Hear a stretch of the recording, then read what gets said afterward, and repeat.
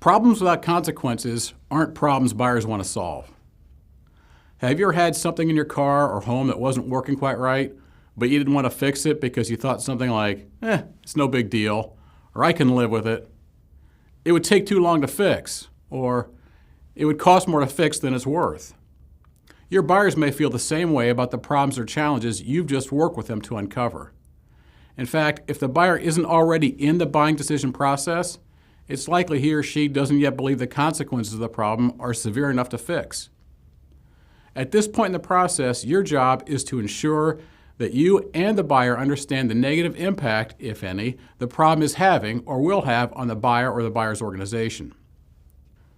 To prepare for these types of questions, you need to think about the various problems your product solves and the consequences associated with those problems.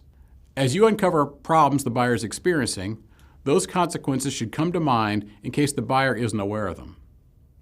During the sales call, you can bring those consequences to the surface by asking a type of question made popular by Neil Rackham in his book Spin Selling.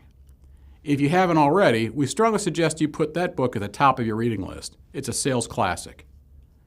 Referred to as implication questions in Spin Selling, salespeople ask these questions to help the buyer and the salesperson determine if a solution to the problem is worth pursuing. Now is a good time to remind you that establishing needs is a strategic process. Essentially, you're building a case for why the buyer should be in the buying decision process, and perhaps more importantly, why they should want to listen to the solutions you're going to propose. Building the case means using what you've learned from the questions you've already asked to shape the questions you're going to ask moving forward. At this step in the case-building process, we're asking the buyer about the consequences of the problem. Realize that the buyer is going to be more motivated to fix problems that adversely impact his ability to achieve strategic objectives than those that don't. And if the buyer has told you his strategic objectives, you should start there. As with uncovering problems, you'll want to start with open-ended questions tied to the buyer's strategic objectives. Let's take a second to review where we are in our running example. Natalie has learned that the superintendent of the school system wants to reduce operating expenses. She's also learned that the superintendent is concerned about the process of ensuring the schools have the thousands of MSDS documents they need to be compliant with OSHA, and that the school system is using a paper-based system for managing that process. To continue building the case for fixing the problem, Natalie might ask, how is your process for managing MSDS documents affecting your ability to reduce operating expenses? By asking this question, she is drawing a link between the problem, using a paper-based system, and the strategic objective, reducing expenses. If the buyer's response doesn't mention how much it's costing him, Natalie should ask about the cost associated with managing the paper-based system. In the event you are unable to associate the problem with a strategic objective, you can ask more general implication questions like, how has problem X affected your business?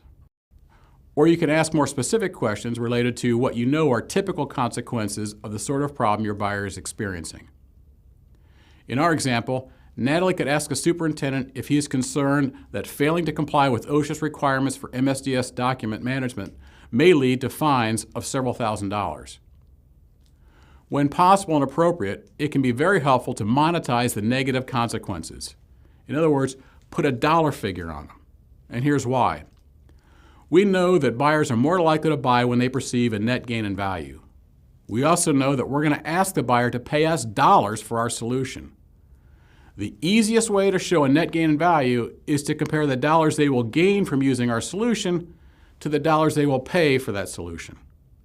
Put simply, comparing dollars out to dollars in allows us to show the ROI of the solution.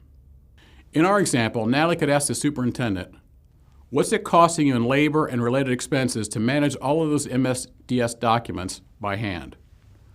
Or did you know that OSHA's fines for MSDS noncompliance is just under $13,000 per incident and can be over $100,000 per incident for repeat offenders?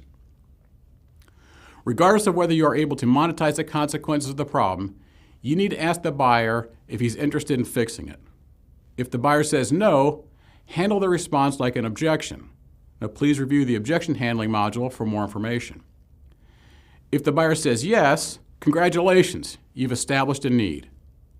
While one established need may be enough in some situations, you'll probably want to uncover 2 or more needs before presenting any solutions. Back to our example. Natalie should ask the superintendent something like, are you interested in learning more about how you can reduce your operating expenses by changing how you manage your MSDS documents? Or, are you interested in learning more about an MSDS document management system that will eliminate your risk of falling out of compliance with any OSHA-related rules and regulations? Assuming the superintendent says yes, Natalie has established needs and can move on to presenting solutions. To summarize, buyers are more likely to want to fix a problem if it's producing negative consequences, or what we like to call some degree of business pain. Using questions strategically and building off of information you've gained during the sales call, you can help the buyer identify the consequences and thereby increase the buyer's motivation to fix the associated problems. Where possible, you should work with the buyer to monetize those consequences in order to make it easier for the buyer to see the value associated with fixing the problem. Finally, you need to get some indication from the buyer that he's interested in fixing the problem. If the buyer is interested in fixing the problem, you've established a need. The more needs you establish, and I mean needs you can address with your product, the better chance you have of getting the business.